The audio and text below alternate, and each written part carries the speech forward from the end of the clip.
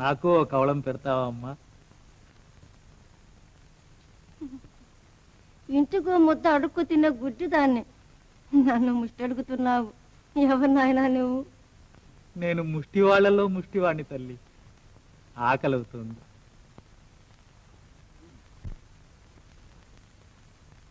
ఈనాటికి నాకు ఒకరికి పెట్టే భాగ్యం ఇచ్చావా తండ్రి? మారాదిగా తిన్నాయన. ఇదే మా కమ్మగా ఉంటుంది.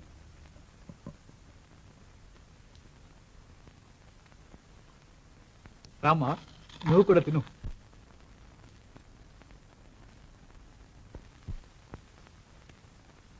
మీకోసం పలహారాలు తెచ్చి మీరు స్వీకరిస్తే చాలని ఇంతమంది కాచుకుంటే కాదని ఈ ముసుకుడు కోరి తింటున్నారా స్వామి?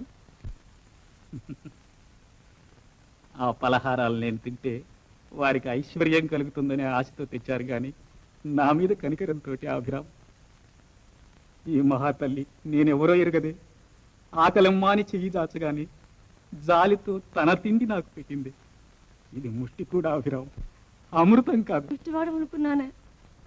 వేమయ్యవా తండ్రి, నిన్ను కళ్ళారా చూసే భాగ్యం నాకు లేకపోయింది కదా. నన్ను చూడాలనుందమ్మా. నీ వంటి మహాత్ముని చూడడానికి ఈ కపోతు నోచుకోవద్దా తండ్రి? చూడమ్మా, నేను నీ వంటి మనిషిని.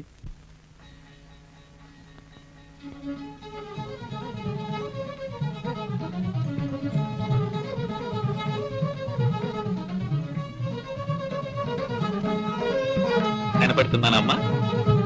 చూడు.